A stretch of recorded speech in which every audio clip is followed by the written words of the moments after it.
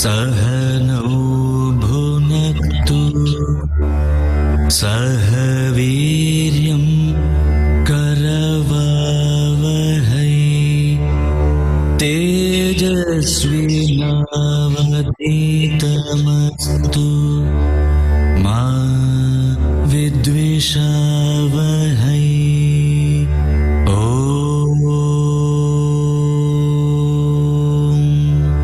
Shanti Shanti Shanti.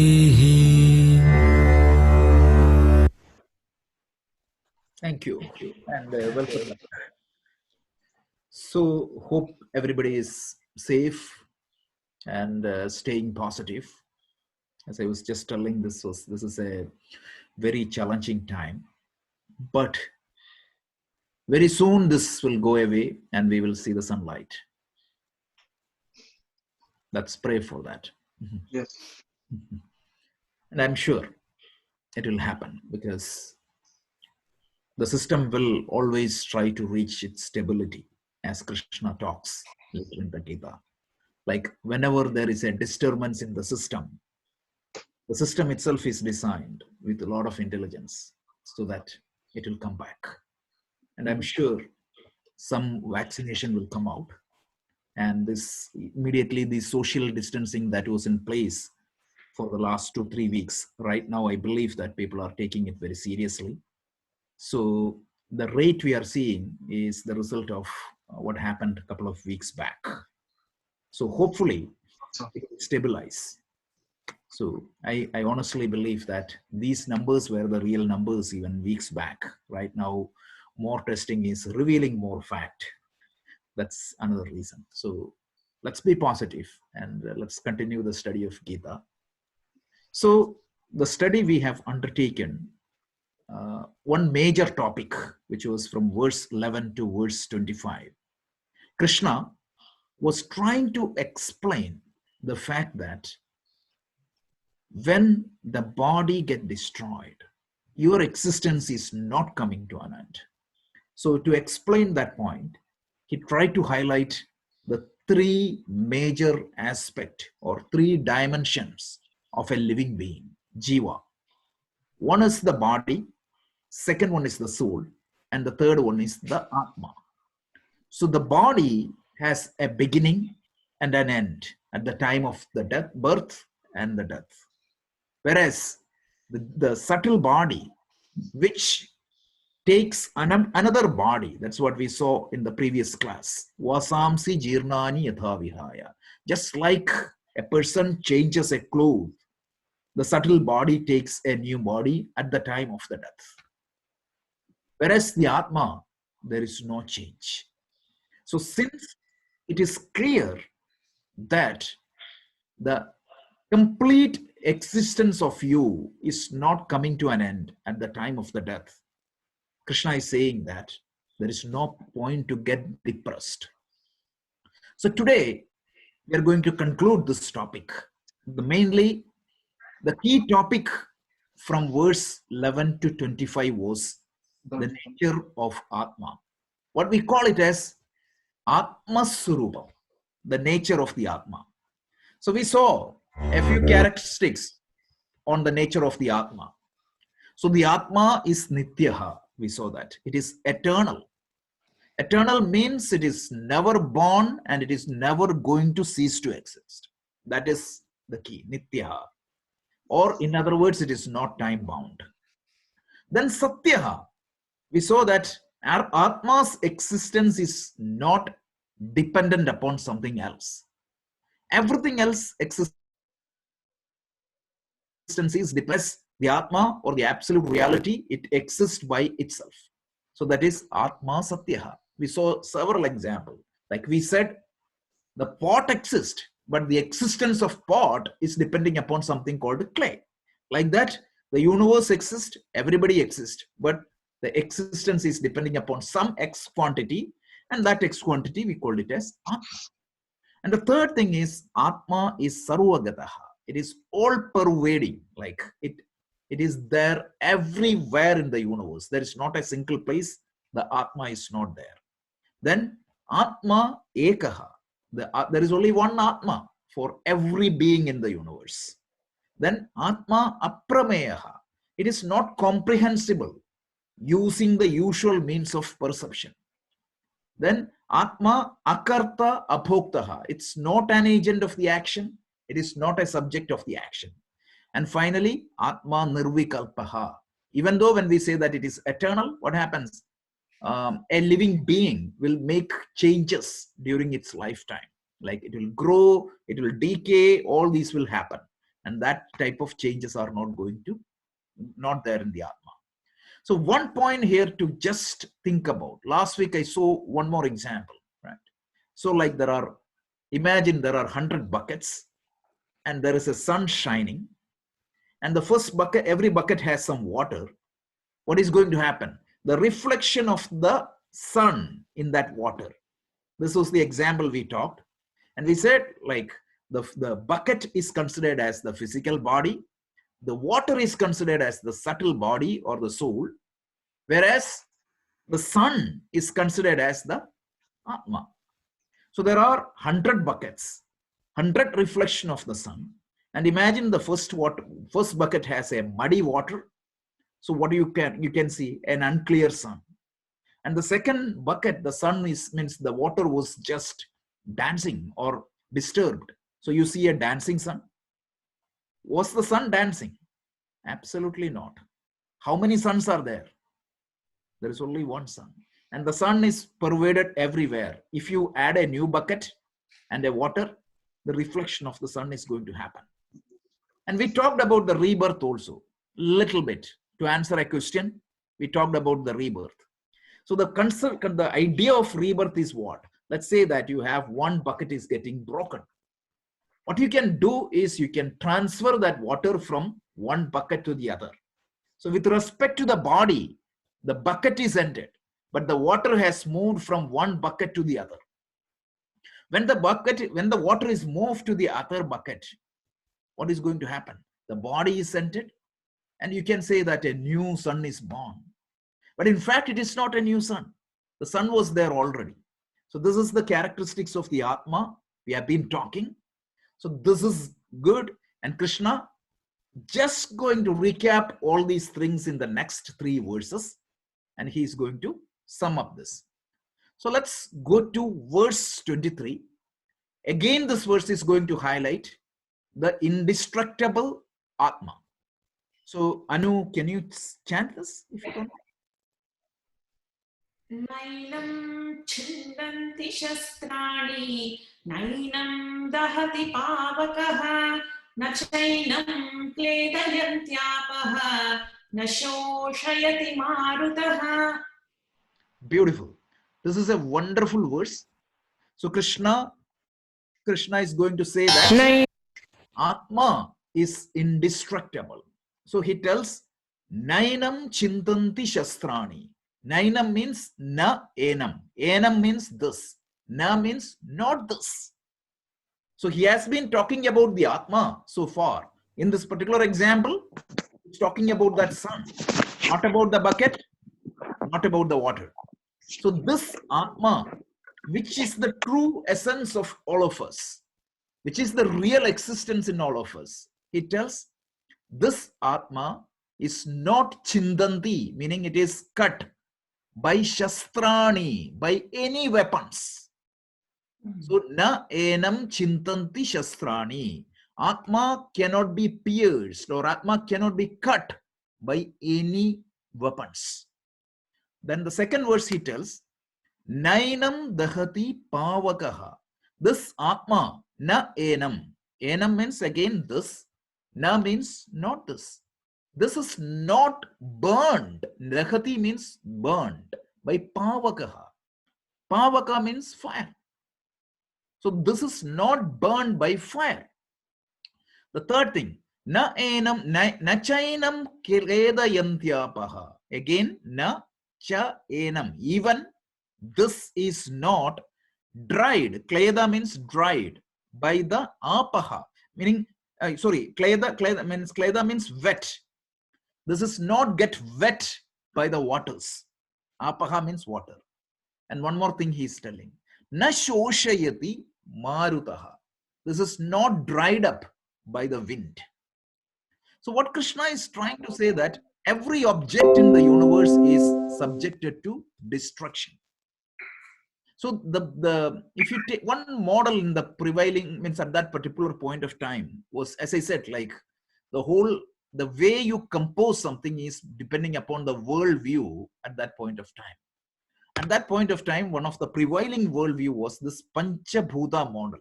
Like there are 5 elements that constitute the entire universe. Right now, we know that it is not 5, it is 100 plus.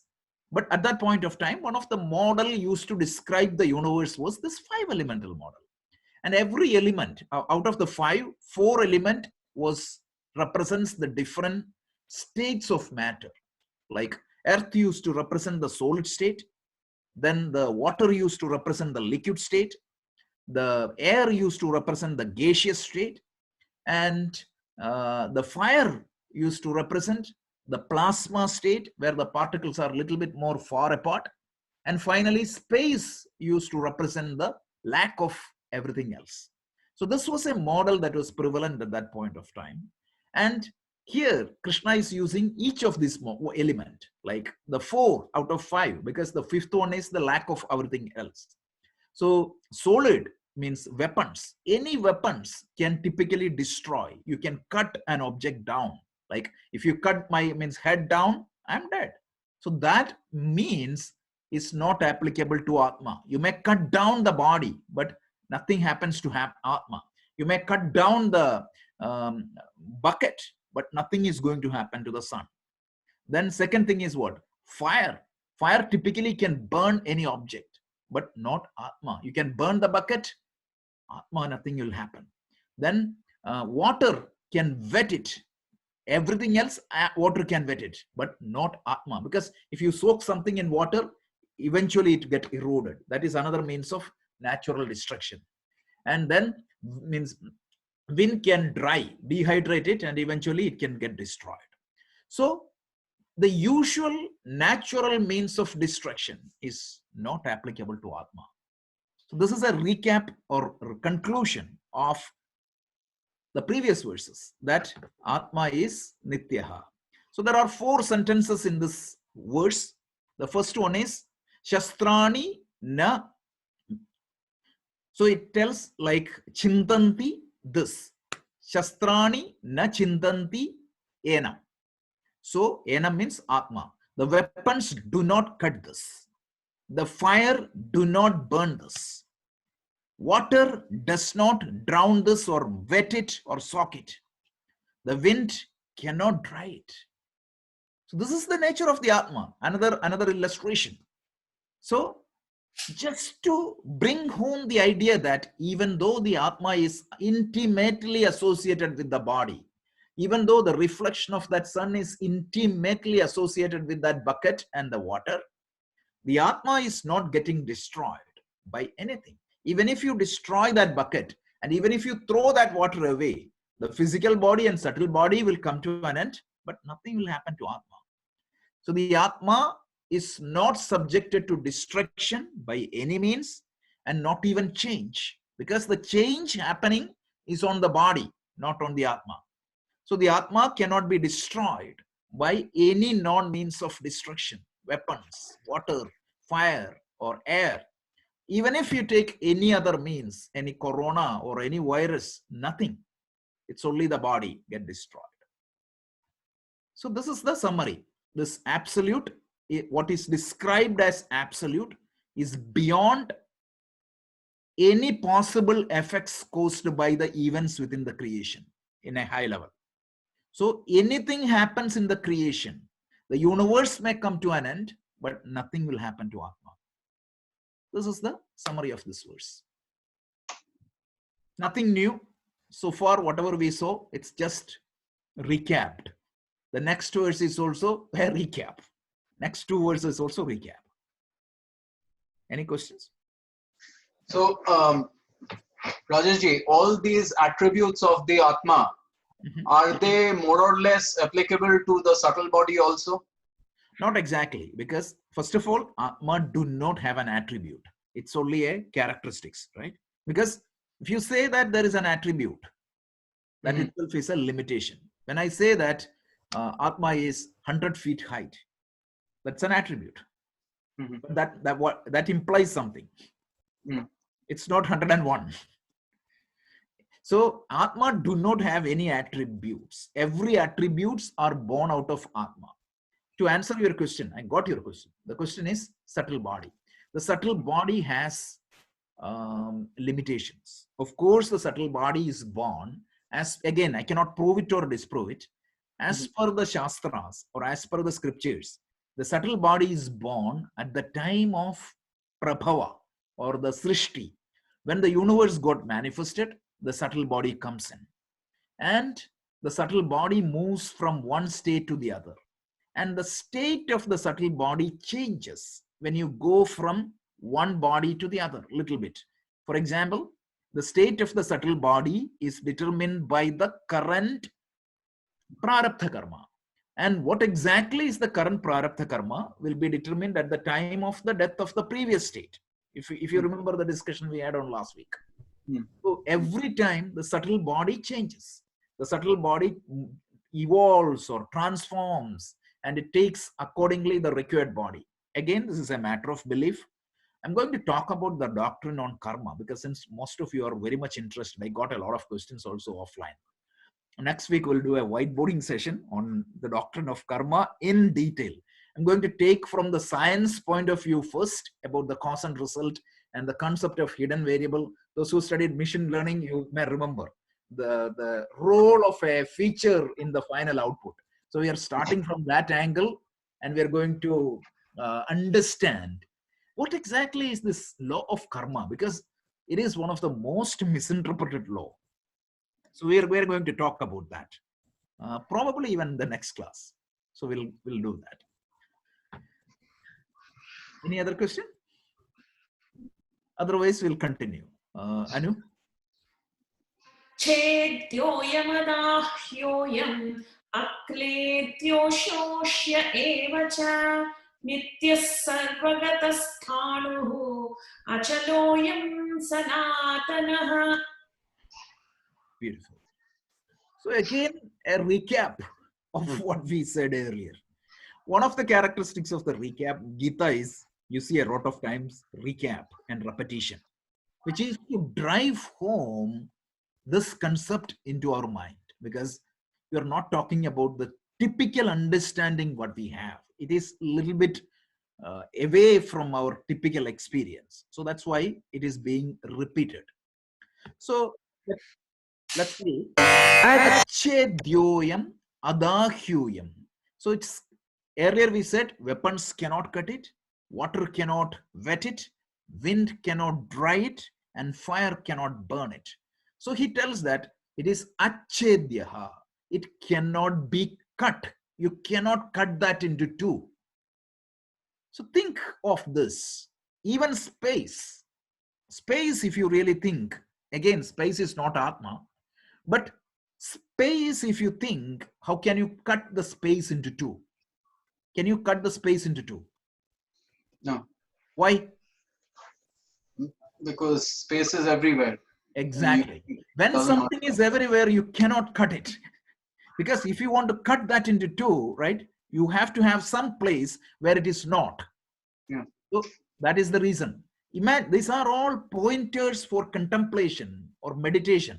When you think about the Vedantic meditation, expansion meditation, when you think about the absolute reality or the God, think about this. Means you have to be guided with a script. We'll do that later when we can go back to our center. But imagine like something which is subtler than space. So even space exists in that. Even space, you cannot cut it. So that is why achedyaha. Then adahyaha. Dahana yogya is our body. That is why we call it as deha. So atma is achedyoyam adahyoyam. It is not dahana yogya. You cannot burn it. Burn means, it means what happens when you burn, it will transform into a new object. Here there is no change possible. So it is impossible. Then akledyaha. Kledyaha means wet. Akledyaha means it cannot be wet at all. Wet means it is a means of erosion over a period of time. Then achedyo ashoshyaha. Ashoshyaha means what? Shoshya means it can be like wet, or ashoshya means it cannot be wet. Evacha. This is the Atma's case.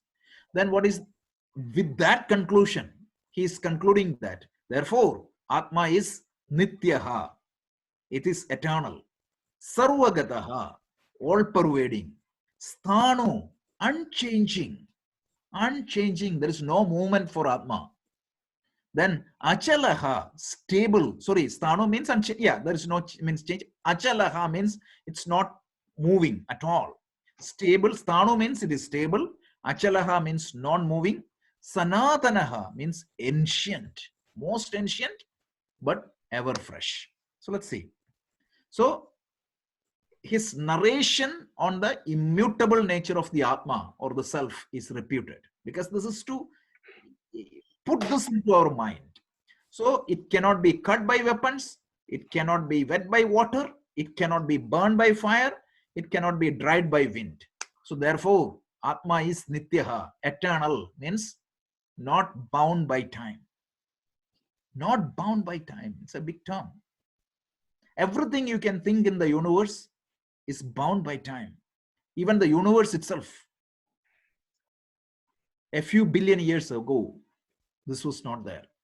And a few billion years, I don't know, like after some period of time, it won't be there. Sarvagataha means all pervading, like it's everywhere, it is there. That which exists everywhere. By the way, that which exists everywhere, we call in our Puranic literature with a name. Anybody remembering that?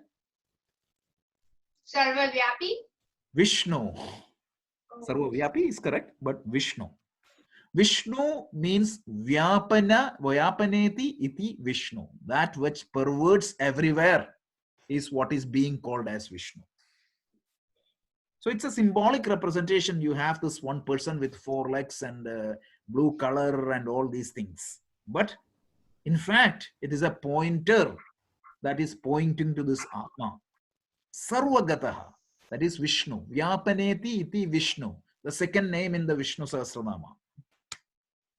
Then Sthanu means stable. Stable means changeless.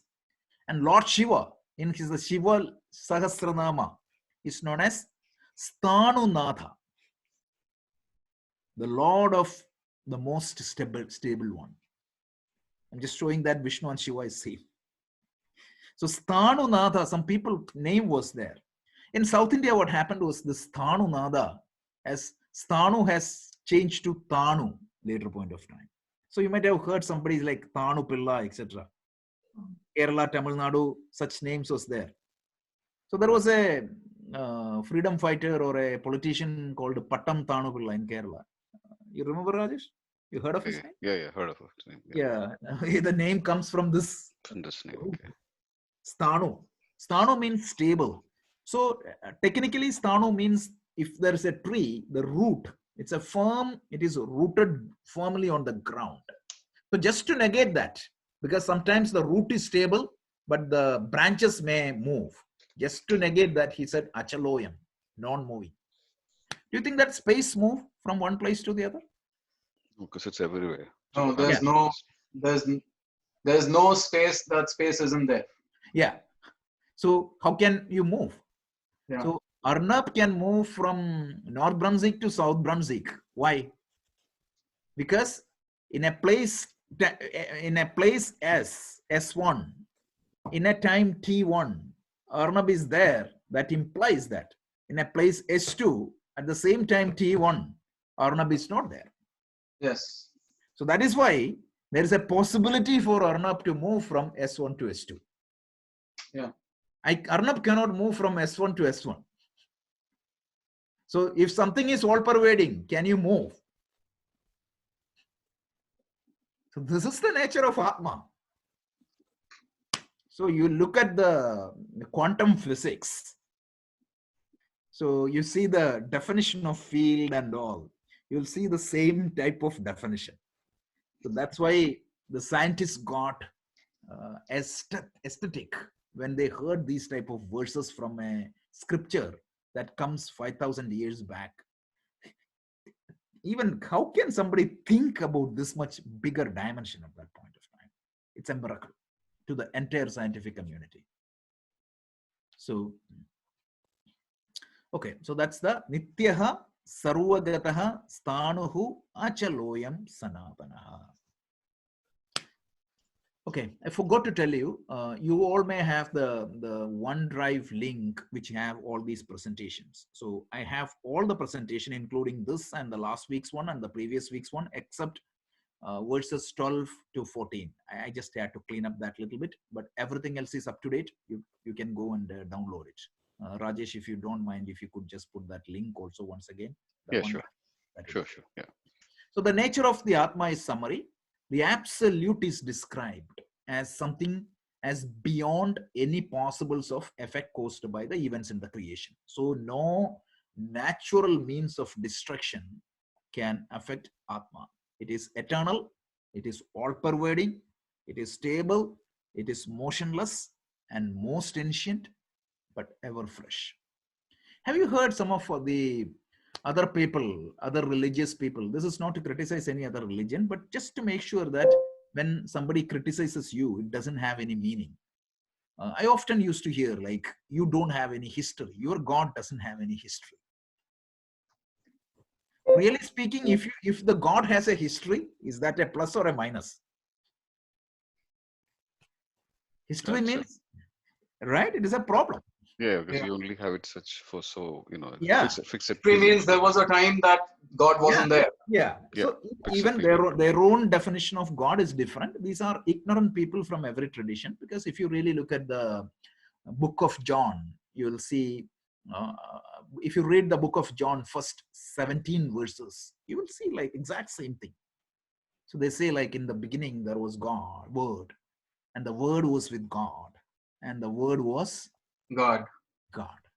So that type of higher spirituality is there in every tradition. But even if it is there, people have to understand. So some ignorant people will say that you don't have a history. So that means your theory is wrong. So if God has a history, mind you, that's a problem. It should be beyond history. So these are some of the things even our kids find it difficult to digest, because the moment I was explaining, means one kid only asked me, like, we don't have a history. I said, like, do you think what is history means? Then there was a beginning when the God was born. They said, is that a plus or a minus? And finally the kid herself has to say that. Yeah, that's a problem. So these things we need to make them understand. It is not to criticize anybody, but you have to understand that God is not somebody to be afraid of. A lot of people think that they say that as a credit that I'm a God-fearing person. Vedanta never ever accept that. We say God is something that needs to be feared or worshipped blindly. The God needs to be understood. Right? So have you ever heard Krishna saying that, believe me? He said, I'm teaching you, understand it. That's a big difference with Vedanta and other approaches. So let's go to the next verse. So this is the final verse that conclude that particular topic of discussion, which is the nature of the Atma, Atma Surupam. Anu? Avyaktoyamachintyoyam avikaryoyamuchyate tasmadevam viditvainam nanushochitumarhasi. Beautiful again. So it tells Avyaktoyam Achintyoyam Avikaryoyam Uchyate. Uchyate means it is said that, again it is said that the Atma is continuing the description of the nature of the Atma, because the last verse said it is Nityaha Sarvagataha Stanuhu Achalaha Sanatanaha. Sorry, I forgot to mention the final word called Sanatana. What is Sanatana? The Hinduism is known as Sanatana Dharma. That is the real name of Hinduism. What does that mean, Sanatana? It is the Eternal. most ancient, eternal, but it's fresh. That's the definition of Sanatana. If something is extremely ancient, Purana also it means like that. Pura iti, pura eva nava iti. So if something is very old and if it is not useful right now, that is not Purana. Okay. So avyaktaha achintya, avyaktoyam achindyoyam. Avyaktaha means what? It is unmanifest. See, you may see bucket, you may see the reflection of the sun, but most of the people really fail to see the reality that gives existence to the object. So the Atma is unmanifest. It is not directly perceivable by your usual means of perception. That's why when some of you ask me to explain more about Atma, it means any teacher will struggle on that. Even if the teacher, means I haven't experienced it, but even if the teacher is experienced, it is very difficult for him to explain that with words. So even Einstein explained this, not about the God, but even if you go to the relativity, right? So when you see this tin paradox and all, how do you conceive it? So you're trying to explain something which is beyond space and time, sitting within space and time. How is it possible? One more example. So what is the life of an amoeba?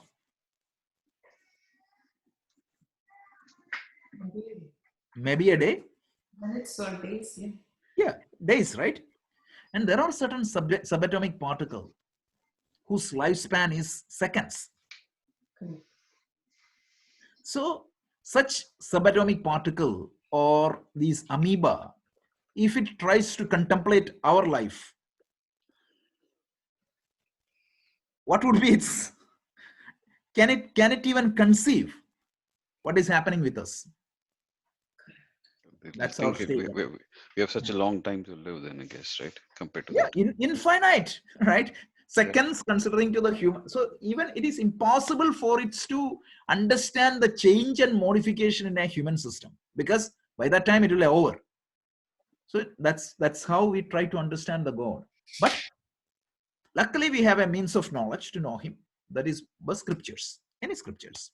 So avyaktaha achindyaha. Achindyaha means it is not an object of contemplation.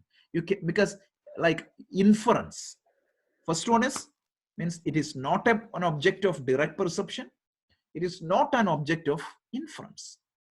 So in our Vedanta, they typically call 3 means of perception or means of knowledge is there. One is pratyaksha, which is the direct perception. Another one is inference. Classic example is, the stock example in Vedanta is, there is a smoke. So There must be a fire. all the scientific discoveries like that. All the scientific discoveries. How did we found that the sun's temperature is this much? Has anybody gone to sun? It's all inference. So Atma cannot be inferred by anybody, because it is beyond inference. So the usual means of perception and inference is incapable of knowing Atma. Then avikaryaha, vikara means change. Avikara means non-change, not changeable. So then avikaryoyam uchyate. Uchyate means it is said that. So therefore, so he has been discussing from verse 11 to until this. How did he started the verse 11, if you remember? Ashocyananna shochastum prajnavadamscha bhashase gatasun agatasumscha na anushocanti pandidaha.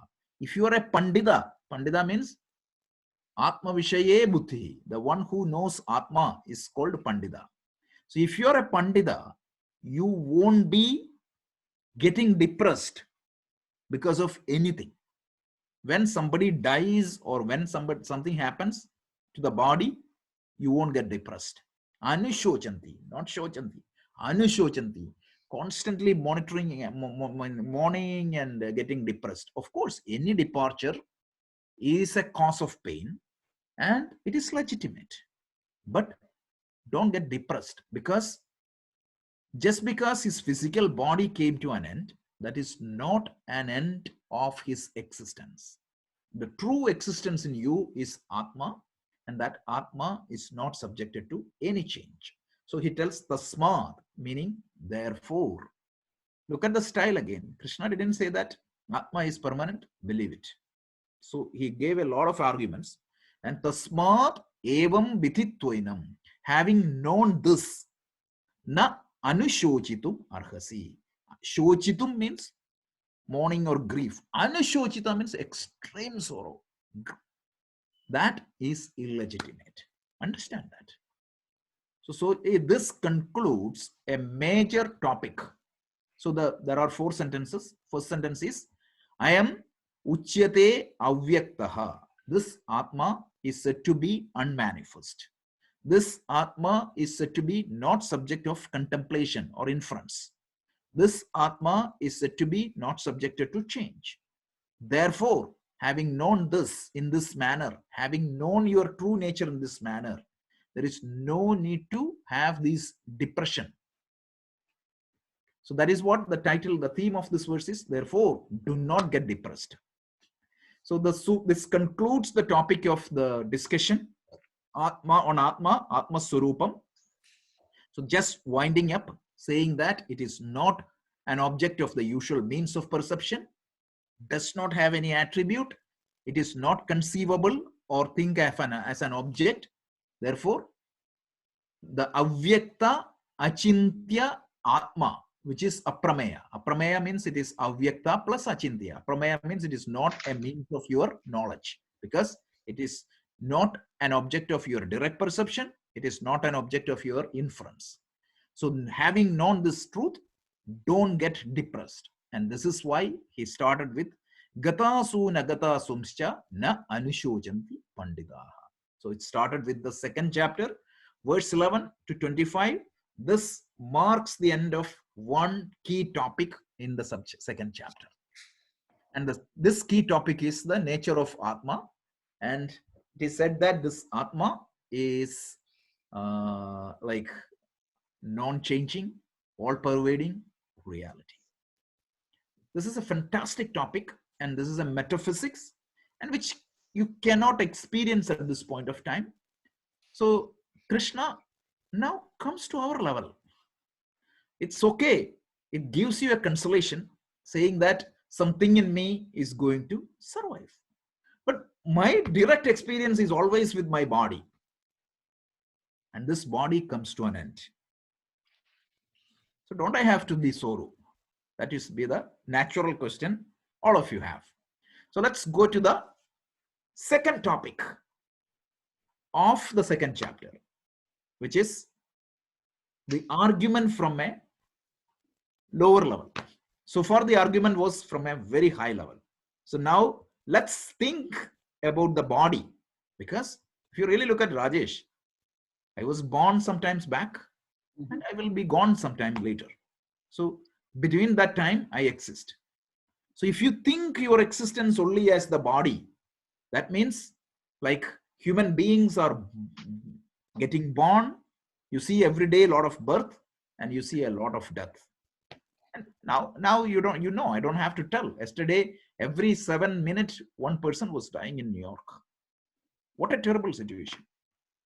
So if you think that as the reality of an individual, then what should be your attitude? In other words, whatever we said so far, if that is not your experience, if that is not my real experience, what should be my attitude? So the topic changes. The beauty of the second chapter of the Gita is it covers so many topics. Typically, a chapter of Gita talks about 1 or 2 topics, but the second chapter, being the summary of the entire Gita, is going to talk about that. But before that, let me pause and just recap So the first 10 verses of the Gita showed or pictured or painted the fundamental human problem. The fundamental human problem is not that you had an issue with coronavirus today, or X has a financial problem, or Y has a medical issue, or somebody has an emotional issue. That's not the problem we are solving here.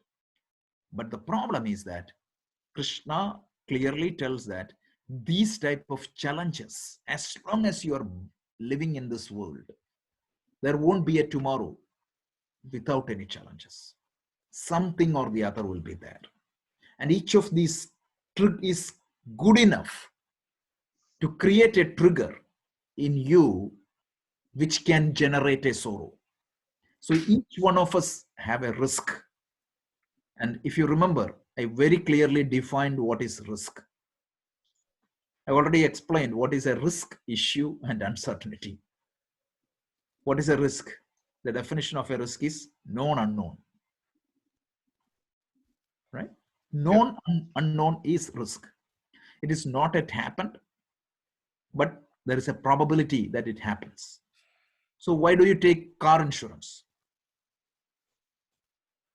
If something happens, you have to have a mitigation, right? That's the insurance is a means of mitigation for some risk. So like that, we all have a big risk. Even for our kids, when they go to the world, we think that they're going to a perfect world.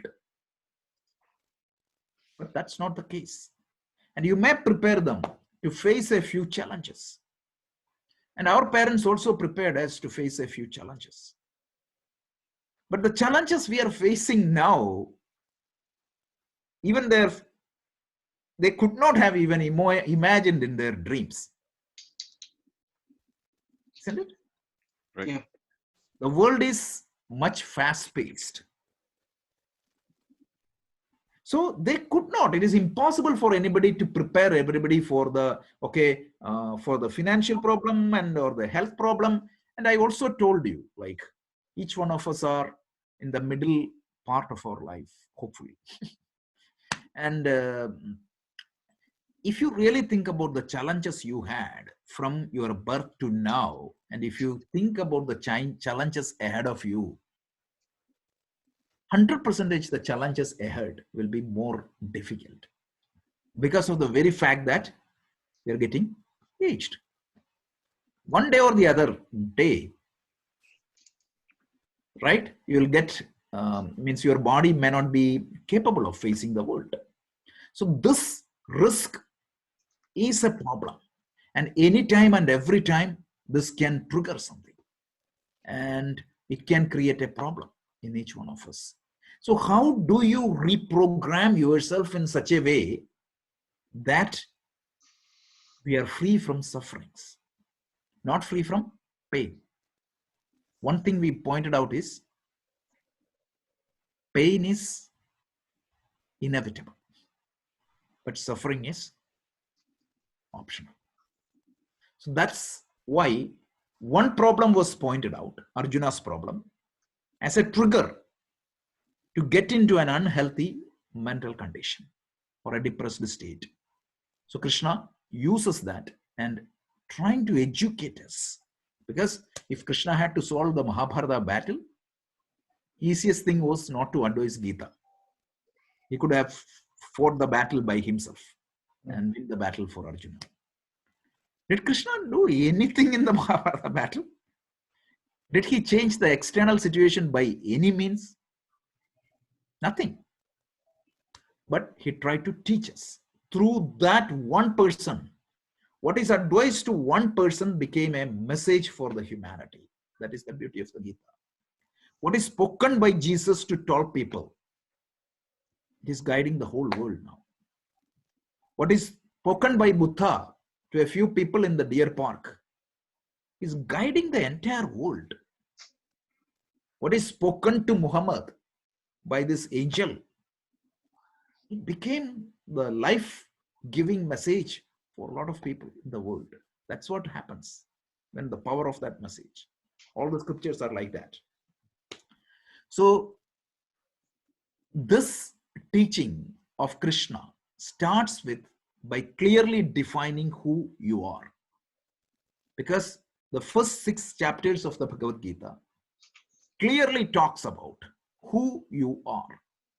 And the second portion is going to talk about who is God. And third portion of the Bhagavad Gita, which is the chapter 12 to 18, is going to talk about the relationship between these two. So we are covering the second chapter. So we are talking about who we are. So that's why that nature of the Atma, then the subtle body and the physical body, these three explained very well. So I really request you to think about that 2 example we were trying to contemplate a lot. Because for me, when I was studying, this software hardware example was the light and this bucket and water. Because this bucket and water, when I was thinking, I was just trying to visualize, right? There was a red bucket. In that red bucket, there is a beautiful sun. And after some time, there was a crack in this red bucket. So we poured the water into a blue bucket. What can I say? A new small baby sun has born. But there is nothing happened to the sun. If you think about that, you'll understand the water, meaning the Atma. So now the question is, when there was no bucket and no water, was there any sun? Yes. That's exactly what it is, right? And what is means, so the life to manifest something is required, because the sun will be always there. If you have a bucket without water, sun is there, but you cannot see the reflection. So for you, the life to get reflected, you need the subtle body. Without the subtle body, you cannot have the manifestation of life. Even though the Atma is there always, the Atma gets manifested as a living being only when the subtle body is there. So that's why this example is very powerful. Now the question is what? If that subtle body is muddy, the sun appears to be colored, right? Yeah. So is that because of the sun is colored, or is that because of the subtle body, the water is colored? The The water. water. Right. So the color or the nature or the personality or the constitution of the subtle body is going to determine how the life expresses, how the Atma expresses to that body. And if the physical body, and another point you need to remember is that this physical body is a mandatory thing. Without the physical body, the subtle body cannot manifest. And without subtle body, the Atma cannot reflect. So that's why the combination of these 3 are inevitable for the life to manifest. So this is an important message. And then if a new bucket, if you put with a water, you don't need to create one more sun. The sun is always there. And in one bucket, you have blue sun. Another bucket, you have green sun. Another bucket, you may have a dancing sun. All because of the nature of the water. So this example is very powerful. For me, one example that helped me to drive home this concept was the hardware and software. The biggest aha moment for me when I was studying this was when I was thinking about the example of that hard disk I told you. The hard disk, which weighs 2.2 pounds, mind you, the hard disk is less than that. I put 2.2 because that is the weight of your brain. So I was thinking the difference between subtle body and the physical body. So this example, so imagine you have 2 TB of hard disk, which can potentially record up to 80 hours in standard definition. That means the entire life of a person can be video recorded and copied in that hard disk. And when I copy that hard disk, is that going to make any difference in the weight of the hard disk? So that is a very, very, very striking example for me to understand what is the difference between this physical body and a subtle body. In Europe, one theologian was trying to show that there is soul. Soul, so what he did was he killed a rat, and you can Google it. He killed a rat and tried to get the weight. So the physical body and subtle body cannot be compared in the same dimension at all. So that is, you have to understand.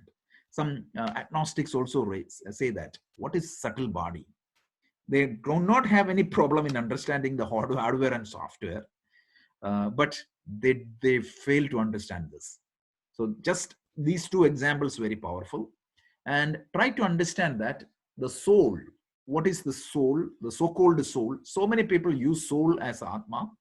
Definitely soul is not Atma. It is only a subtle body.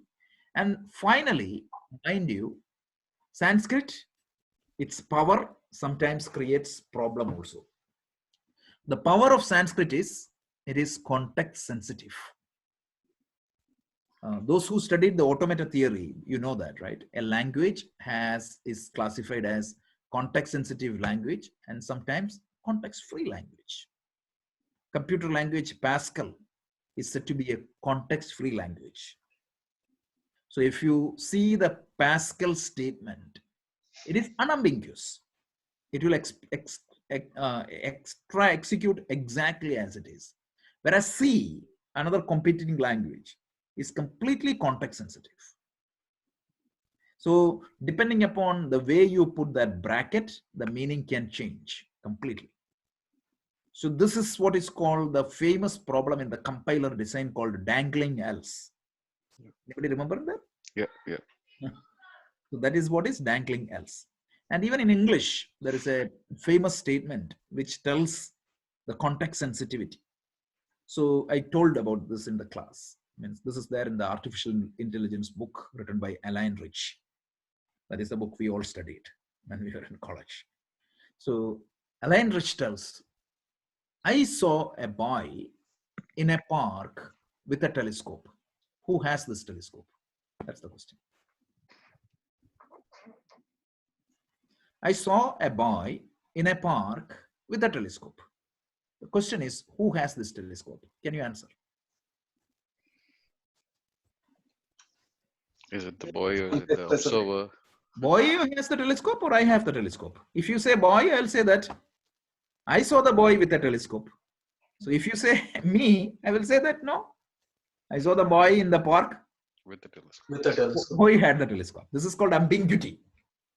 And this is very common in Sanskrit. So the word Atma is used to sometimes to refer the Atma, sometimes to refer the soul, sometimes to refer even the physical body, sometimes your mind. So it's context sensitive. So that's why I was trying to use a prefix whenever I use the word Atma. The prefix I used was Sachidananda Atma or Paramatma. So keep that in mind and contemplate upon these verses, the 8 or 7 characteristics of Atma. Atma Nityaha, Atma Satyaha, Atma Ekaha, Atma Sarvagataha, Atma Aprameyaha, Atma Nirvikaraha. All these things, contemplate upon that. The slides are there. Contemplate upon that. And we can start the next verse from next week, which is a brand new topic. So let me pause here. Any more questions or comments? I'm going to talk about the law of karma in detail in the next 1 or 2 classes. As I said, like I'm going to explain this from a cause and very, very ordinary level to the deepest level, because understanding of this law of karma properly is very important to understand the life. So I'm going to start from the science side, because science is not going to explain the law of karma, right? So even in Western world, the word karma is there and people uses karma a lot. So what exactly is the real meaning of that? We will see. Rajesh, Yeah. one question. So, eternal and what is Sanatanaha? Sanatanaha is ancient and fresh. So what does it mean is, you meant, I'm just trying to understand. The ancient is, it is ancient, but still relevant when you say fresh. Yeah, exactly. So some books or some idea, it might be very old, but that idea may not have any relevance even now. For example, once upon a time, it was believed that the sun is going around the earth. Is that any, does it have any significance now? It's outdated. It's no value now. Right. Whereas this idea, which is given in the Gita, even now it's relevant. How many scientific papers, not just the psychological field, how many research is happening on these subjects even now? Like if you go to the Harvard school, like even now, for example, the relaxation response, which was created by Herbert Benson, how that was created, the whole history is beautiful. So last week in our reading challenge, I suggested a book called Mind Over Medicine. If you read one of the chapter, that book gives the entire history of that relaxation response. It started with the transcendental meditation, because at certain point of time, if you keep your body certain, if you keep your mind, my body in certain state, your mind relaxation response will be triggered.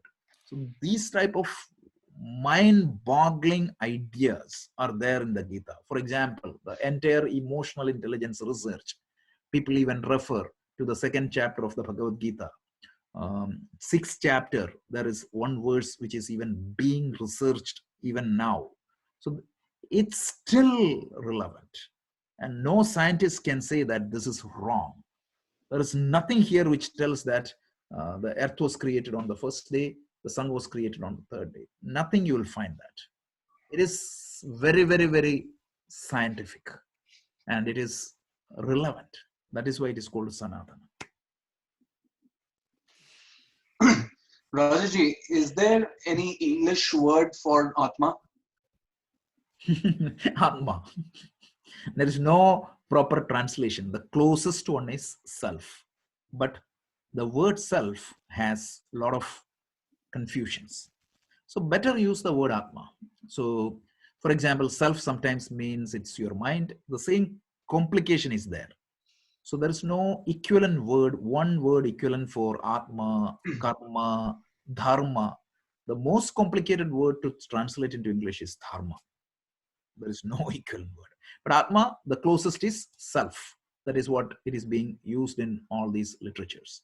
So if you take the as commentary of Gita, you will see the word self a lot. That is what is Atma. But again, means what I was expecting from our deep learning program is a traditional study is totally different. And what we are trying to do is a substitution of a traditional study. Very systematically, we are going with Shankara's commentary. Even though the language is English, the examples are modern, but it is completely rooted on a standard teaching methodology provided by the tradition. So when you follow that with modern example, your understanding will be clear. And every verse you will see the sequencing.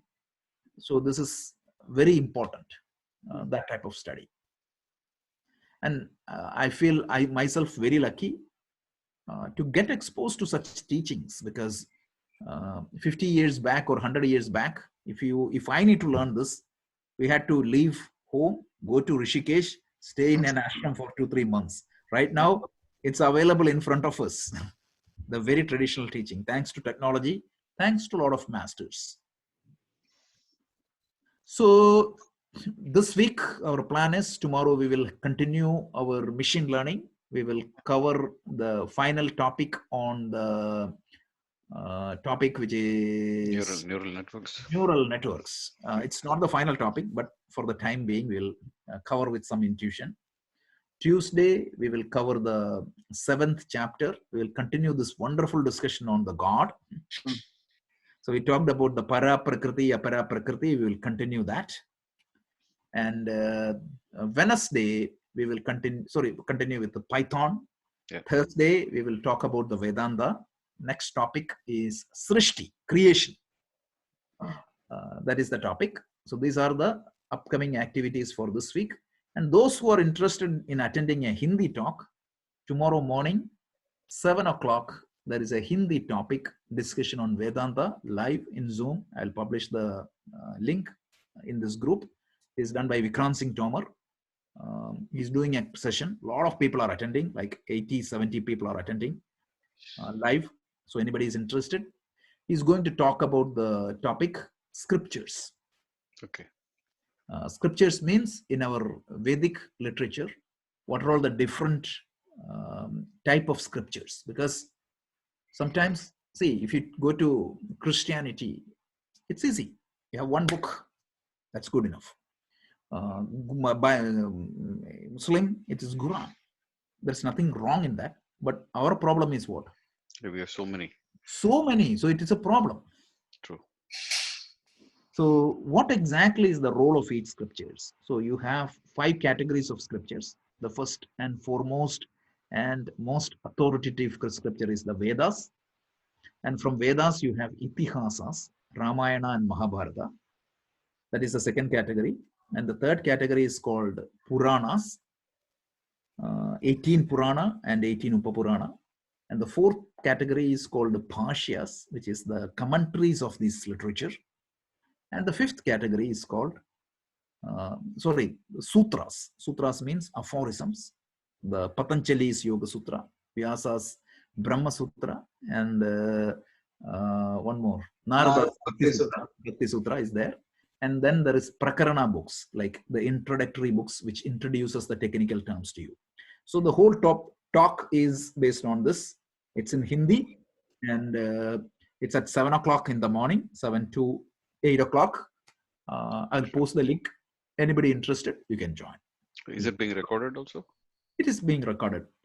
But Vikrant Singh Tomar is an amazing speaker, not like me. He's a very, very, he's a well-known speaker. So it's a good thing if anybody want to attend. Sure, absolutely. Anything else? Okay, so Anu, can you chant Purnamada Purnamidam if you don't mind? You know? Yeah. Okay. Purnamadah Purnavidam Purnat Purnamudachyate Purnasya Purnamadaya Purnamevavashishyate. Om Shanti Shanti Shanti. Thank you. Thank you. Thank you very much, Rajesh. Stay safe, Thank you. and we will come out of this problem very soon. So please keep yourself safe and touch with the, means my request is just do the prayers, be in touch with the scriptures, and the state will go away, and there will be very soon we'll be able to meet in the center and talk. I strongly feel that. So some breakthrough is going to happen very soon. Absolutely. Thank you. Yeah, thank you. Thank you very much. Thanks, Rajesh.